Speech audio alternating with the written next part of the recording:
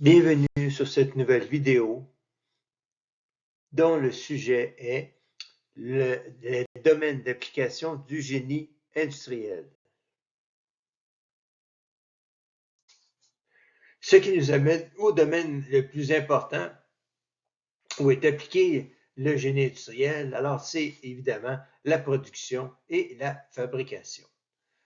Alors, les domaines clés en production et fabrication, c'est l'optimisation des processus, l'utilisation de techniques pour améliorer l'efficacité de la production, l'automatisation, l'utilisation de la robotique et de l'intelligence artificielle dans la fabrication et le lean manufacturing. Les principes du lean considèrent que toute activité qui n'apporte pas de valeur ajoutée au client constitue un gaspillage. Les avantages du lean manufacturing comprennent des délais plus courts, des économies sur les frais d'exploitation et une meilleure qualité des produits. Un autre important domaine d'application du génie industriel est dans la logistique et la gestion de la chaîne d'approvisionnement. Les domaines clés sont la gestion des stocks, des techniques pour optimiser les niveaux des stocks, diminuer les inventaires au maximum, ou plutôt au minimum en réalité.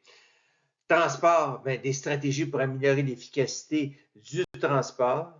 Et finalement, l'intégration de la chaîne d'approvisionnement. Une chaîne d'approvisionnement efficace peut réduire la quantité de stock nécessaire et donc réduire les coûts d'entreposage et de sécurité. Une autre application importante du génie industriel, c'est dans le domaine de la gestion de la qualité. Les domaines clés, le contrôle de la qualité, des méthodes et outils pour garantir la qualité des produits, le Six Sigma, dont des principes et applications sont les suivants. Il s'agit de le Six Sigma, en réalité, il s'agit d'une démarche de management et d'amélioration des processus d'entreprise. Le Six Sigma se base sur l'exploitation statistique des données permettant d'analyser et de maîtriser les paramètres opérant sur un processus. La finalité est de réduire les causes de variabilité pour améliorer la qualité et la fiabilité des produits et services. Finalement, il y a l'amélioration continue, des stratégies pour l'amélioration continue de la quantité. Alors, l'amélioration continue, c'est quoi? C'est tous les jours, on s'améliore un petit peu et à la fin, après une grande période de temps, finalement, nous avons créé de grandes améliorations à force d'améliorer continuellement les processus. Et voici que le génie industriel s'applique aussi à l'amélioration continue et à ce qu'on appelle le lean management. Les domaines clés sont le Kaizen. Le Kaizen, c'est quoi? La philosophie du Kaizen, ça signifie changement pour le mieux ou amélioration continue en japonais. Son objectif est de rassembler des équipes de l'ensemble de l'entreprise pour briser les paradigmes et repenser complètement les processus. Le tout est fait dans un délai très serré. Il y a évidemment aussi la réduction des déchets, identification et élimination des déchets. Et il y a les outils Lean. Alors, les outils Lean, c'est quoi? C'est le 5S. Alors, le 5S, c'est quoi? C'est qu'on installe un poste de travail pour qu'il soit efficace. Alors, les outils, toujours au même endroit. On s'assure que rien n'encombre la table de travail du personnel ou le poste de travail doit être optimisé pour minimiser les pertes de temps.